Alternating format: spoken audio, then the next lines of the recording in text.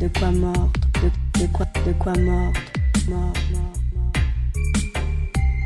Usons de tous nos pouvoirs pour vivre le plus joliment que nous pouvons, pour émanciper, empuissanter et autonomiser l'individu et le collectif, pour créer commun et commune, résilience et résistance, écologie sociale et radicale, féministe et décoloniale, pour amener ce que nous souhaitons voir advenir et pour détruire ce qui nous nuit. En ce moment même, ma voix atteint des millions de gens à travers le monde. Des millions d'hommes, de femmes et d'enfants désespérés, victimes d'un système qui torture les faibles et emprisonne les innocents. Je dis à tous ceux qui m'entendent, ne désespérez pas. Il faut nous battre pour libérer le monde, pour renverser les frontières et les barrières raciales, pour en finir avec l'avidité, avec la haine et l'intolérance. Il faut nous battre. Il faut nous battre. Il faut nous battre. Il faut nous battre.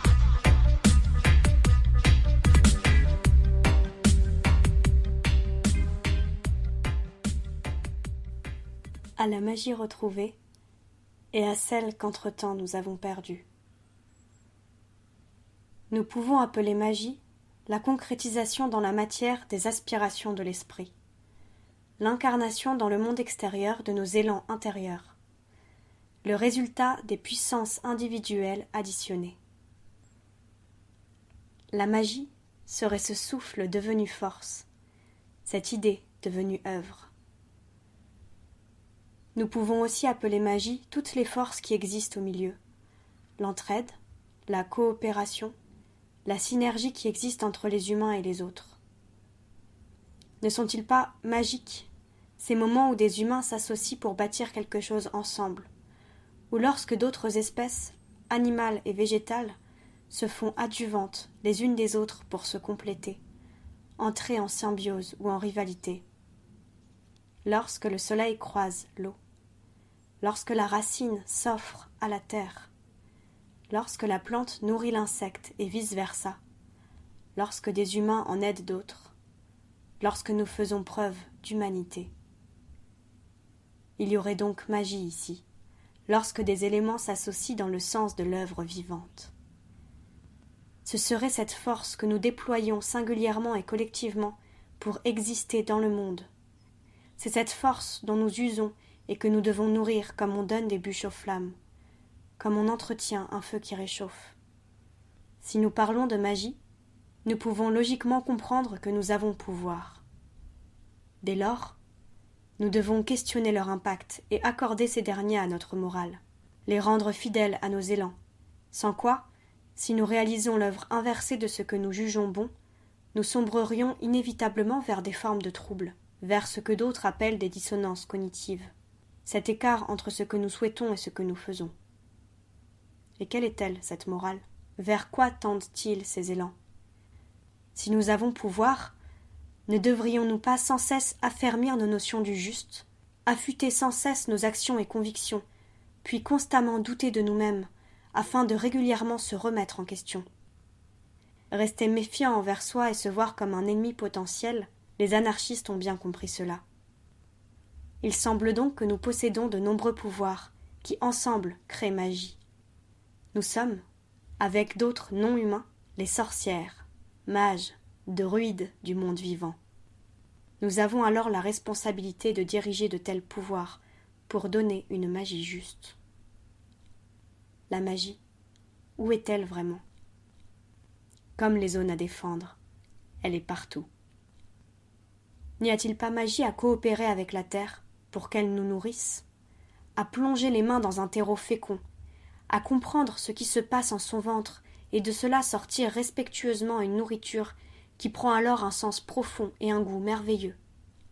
Il y a là un geste aussi simple qu'il est ancien, miraculeux et émancipateur. Ceux qui savent les mystères du sol, des plantes et des arbres acquiesceront. Les autres, nous les invitons à découvrir. N'y a-t-il pas magie à savoir lire la forêt, à savoir vivre avec elle, déchiffrer ses arbres et comprendre leurs peines comme leurs forces? Celui-ci est ancien, plus grand que les autres. Il porte l'ensemble. Nous le laisserons.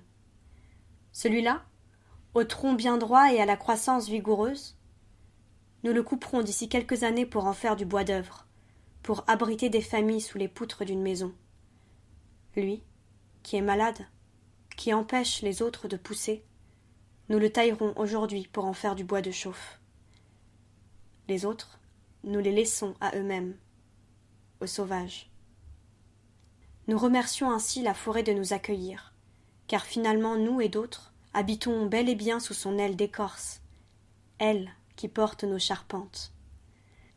Nous la remercions aussi de nous chauffer, de nous protéger ainsi de l'hiver, d'abriter d'autres espèces, de nous faire rêver, de jouer son rôle.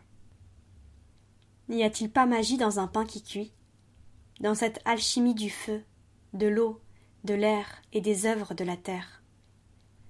N'y a-t-il pas magie à s'incarner dans un cycle, à savoir faire vivre, nourrir et tuer comme il faut, à se savoir prédateur mais aussi protecteur, à rendre hommage à ce que nous tuons car c'est un acte nécessaire, de la plante qu'il faut désherber, à l'animal dont nous donnons la mort pour qu'il nourrisse à son tour d'autres êtres. À tout cela nous disons pardon et merci. N'y a-t-il pas magie lors d'une insurrection ou toute construction collective, à se lier à une masse d'inconnus, à y tisser spontanément des liens étroits, à nourrir l'entraide et la camaraderie, se tenant unis pour avancer vers un horizon lointain, contre un ennemi commun? N'y a-t-il pas finalement magie à simplement célébrer ce qui nous permet d'être vivants, à remercier, puis défendre ceux dont nous dépendons, toutes ces espèces autres qu'humaines, et puis l'air, la pluie, la lune et le soleil, la joie et l'amour tout autour? La magie, c'est donc peut-être cela, oser ne pas comprendre scientifiquement tous les aspects d'un milieu ou d'un moment, mais alors en saisir et en sentir toutes les forces qui agissent, toutes les puissances qui entrent en jeu, puis se savoir parmi elles. Nous sommes assis dans la magie. Ne la ressentez-vous pas? La puissance collective des humains, les cycles de l'eau, la complexité du sol vivant, l'énergie du soleil et des astres, ne sont-elles pas autant de mères, de fées, d'adjuvants? Mais à l'inverse, car nous vivons dans le contraste, quel sens, quelle magie peut-on trouver à pousser un caddie, à vivre entouré d'artificiels, à mourir lentement devant des écrans, à travailler pour tout cela et nourrir le ravage? Le considéré normal ressemble de plus en plus à l'abject. Nos sociétés se creusent. Le sens se vide. Les repères s'effacent. Alors, risquons-nous à nommer magie, perdue ou retrouvée, magie tout court, tout ce qui va dans le sens de l'élan vital, ce qui en nous est profond, enfoui, humain, et les puissances décuplées que nous pouvons en tirer. Cet élan vital, dans les circonstances actuelles, ne peut être qu'une riposte face à l'abject, au mortifère. C'est ainsi que nous devons développer une magie de la lutte, de l'insurrection et de l'autrement. Nous pouvons tenter de le faire, de la nommer ainsi, car ce sont aussi les mots, les idées, les concepts et les histoires qu'il faut reprendre, en plus de nos conditions matérielles d'existence. La magie, c'est toute cette matière inattrapable qui fait nous. La magie, c'est le réel, ajusté à nos perceptions fines. L'irréel, c'est ce que propose la métropole et son monde. C'est l'hypnose des médias, du fric et des pubs, l'absurdité de nos modes de vie obsolètes et néfastes. C'est les mirages du capitalisme, les artifices de la politique et du langage. C'est manger des tomates en hiver et avoir 500 morts dans les rues. C'est climatiser les rues en été et avoir 600 noyés aux portes de la Méditerranée. C'est s'empoisonner à chaque bouchée, s'intoxiquer à chaque balade. C'est soumettre le dernier espace jadis vacant, qu'il soit intime ou naturel, à la rentabilité du capital. C'est ce que nous avons dû perdre en chemin pour encore nommer confort ce qui finalement ne tient que du désastre. C'est ce que nous avons dû perdre en chemin pour encore nommer progrès ce qui ne tient que de l'exploitation, de la guerre et de l'oppression. Quoi qu'il en soit, il ne semble pas qu'il faille encore citer et prouver tant cet irréel chaque jour s'effrite, tant le déséquilibre devient palpable. Vous l'avez bien compris. C'est une histoire de sortilège et d'ensorcellement. Face à cet irréel, de circonstance s'opposera la magie. Nous avons été pillés de nos coutumes, de nos rapports aux forces, aux choses, aux éléments et à la vie. Nous avons donc une revanche à prendre, des couches de réalité à retrouver sous le vernis de l'illusion moderne. Nous sommes dans l'urgence de réinvention collective. La magie est concrète. Ce n'est pas celle des contes pour enfants, mais bien celle de notre force collective d'action et d'imagination. Elle est bien plus terre-à-terre que ce que l'on peut projeter quand on entend ce mot « magie ». C'est notre force de résistance, de création, de savoir-vivre. C'est la puissance de notre autonomie-liberté, du rituel retrouvé, des coutumes réinventées, des campagnes imaginées et d'une nature à jamais sauvage. C'est la magie à l'œuvre lorsque nous cheminons vers l'émancipation personnelle et collective, celle des réalités nouvelles que nous opposons et imposons aux normes actuelles. Ce sont nos idées, outillées de pouvoir. Nous trouverons comment faire. Il y a de la joie à augmenter nos compétences, à tisser nos liens sur le métier des jours, à résister et à faire vivre la résistance, à s'empuissanter et à perfectionner la joie. Nous raffinerons la liberté pour la ramener au plus près de nous. Et qu'est-ce que la liberté? N'est-ce pas ceci? Ne pas subir ce que l'on refuse et s'accorder ce que l'on désire. Alors, fidèles à nos pouvoirs, nous allons affermir nos aversions et domestiquer nos désirs.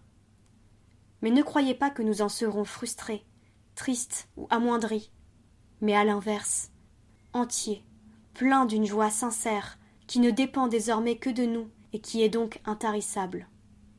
Et puis ce que l'on déteste ne manque jamais, et ce que l'on aime, eh bien nous l'aurons pour nous et en partage. La liberté, c'est aussi s'assurer que celles et ceux vivant autour le soient autant que nous, car celle-ci est sans valeur ni intérêt si elle n'est pas partagée, si elle ne se fait pas collective. Nous veillerons ainsi à ce que jamais des pouvoirs agissent dans le sens de l'oppression, individuelle ou systémique, en leur opposant les nôtres. Encore une fois, nous rendrons cette existence magique, en luttant toujours contre ce qui nuit aux vivants, en démultipliant nos forces et en les articulant au nombre, en se connectant à d'autres, en faisant vibrer les tambours d'envoûtement libertaire et humaniste, en désirant toujours la justesse, l'harmonie, la joie, et aussi en acceptant la mort. Enfin, pourquoi parler autant de magie?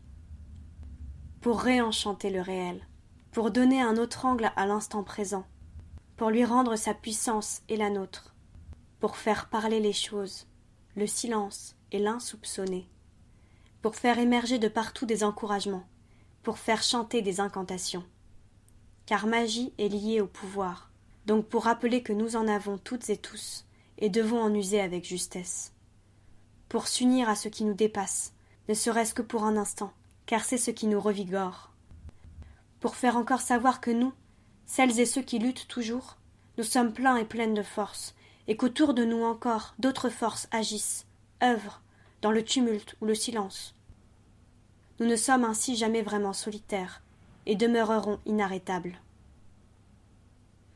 Usons de tous nos pouvoirs pour vivre le plus joliment que nous pouvons, pour émanciper, empuissanter et autonomiser l'individu et le collectif, pour créer commun et commune, résilience et résistance, écologie sociale et radicale, féministe et décoloniale, pour amener ce que nous souhaitons voir advenir et pour détruire ce qui nous nuit.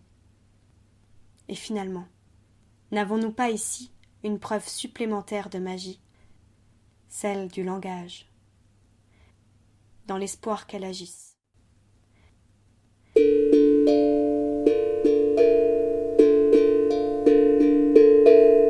Un texte écrit par Chatterton.